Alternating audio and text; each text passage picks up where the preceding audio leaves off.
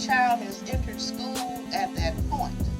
And upon entering school, I mean, try to think about, when I think about what first grade was like, you see, it was Dick and Jane and Spot and Puff and a white family. It wasn't anything about a black family. It was a white family, all the pictures were white, all the presidents were white. Everybody that you focused on that was doing anything Goldilocks, Snow White, everybody is white, including White Christmas, a white bunny rabbit. You see, so that the child is taking all of this information in about the environment and how he or she is valued or looked upon in the environment. Just learning the English language. You learn that white is pure and black is evil, black is bad. If the stock market falls, it's a Black Tuesday or a Black Monday. Bottom line, does a 15-point disparity on IQ exams make blacks genetically inferior? Well, I would say absolutely no. You see, if we want to get down to genetics, white is a genetic mutation from black. It is albinism. The earliest people, the first people on the planet were black people. And black people produced albinos, and you mix the two together, you get the whole human family. So I say, no, it doesn't mean that, but I want to move. Let's assume for the purpose of argument that let's say black people are 50 points below white people. You see, according to their tests, the bottom line is, okay, Dr. Murray, Dr. Jensen, Dr. Shockley, Dr. Herrenstein, what is it that you intend to do about this? You see, are you saying, therefore, your model is Adolf Hitler and company? So we have decided that you are inferior. The bottom line is, what are you going to do about it? Because there are many children, white, black, brown, red, or yellow, who are damaged genetically, congenitally. We say they're mentally retarded. Now, we have special schools. We do everything to help these children. We put them in small classes. We give them 3 or 4 teachers. We give them all kinds of things to try to exploit the genetic potential. But now somebody comes along and says a 15-point difference means we cannot expect anything from these people. Well, if we cannot expect anything and the global economy is declining, well, gosh, we're back with Adolf. You see, well, we just cannot tolerate this debris in our population. Well, let's not go to a Beijing solution where we have a Nazi Germany solution. Do you understand? Where it wasn't just a population. I mean, there have been many populations. If a child is born defective, you see, they do not allow that child to go on and exist. That's quite different.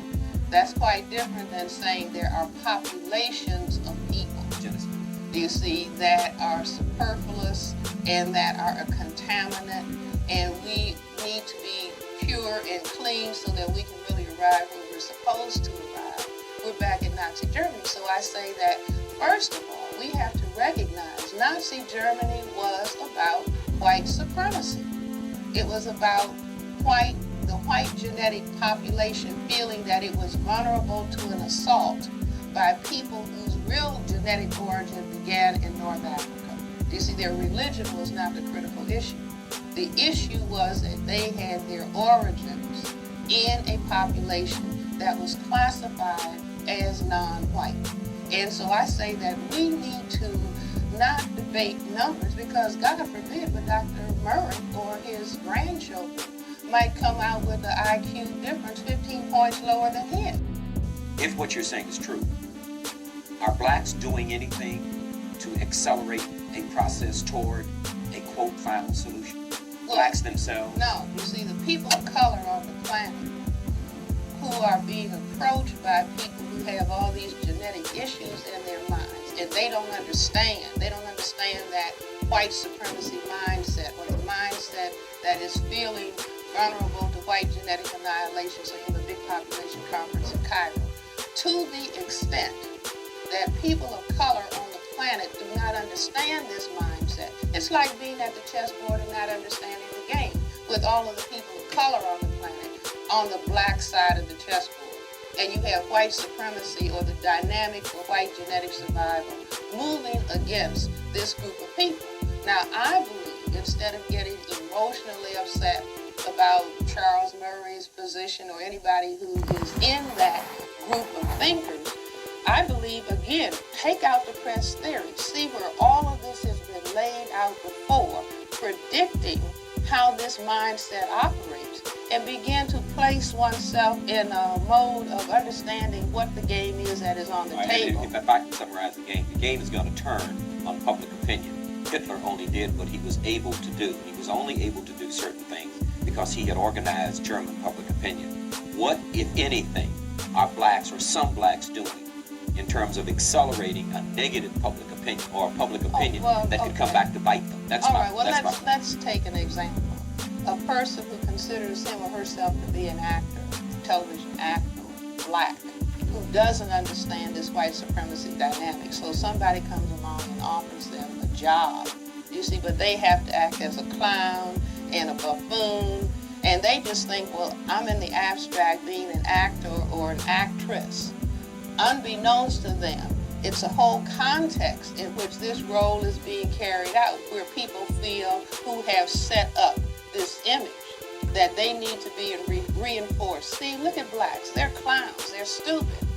They're buffoons. Look at this. This is trash. Let's look at daytime television. Look at it for me, will you, with the eyes of a psychiatrist. All right, the daytime talk shows. Yes. All right, I would say that there are many black people that are being tapped. I don't know where they go to find these people, you see, but it's this. If it's the parallel would be if a white person who's putting on a television show decides, let me go and get the least advantaged white person and put them up on the television continually, not the most beautiful, the most articulate, the most intelligent. No, let me go to the poorest area where there are white people and then put them up continually as a model for what white people are all about.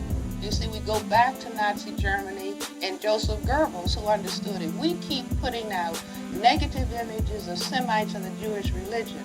We can train the population to say, look, they're animals. They're not human.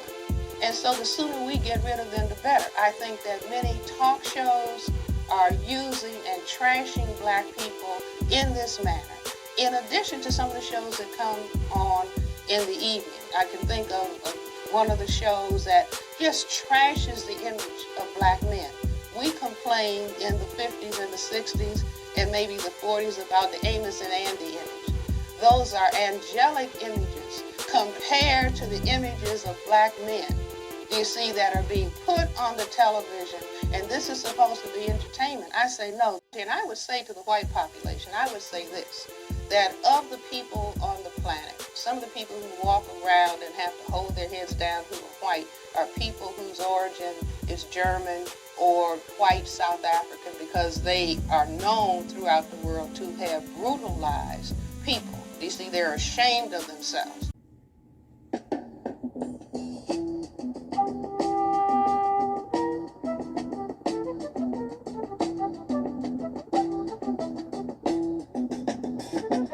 You will not be able to stay home, brother.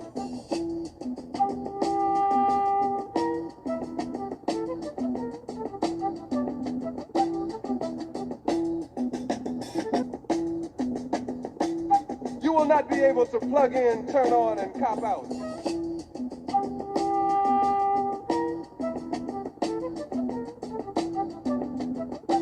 The revolution will not be televised, will not be televised, will not be televised, will not be televised. The revolution will be no rerun, brothers. The revolution will be live.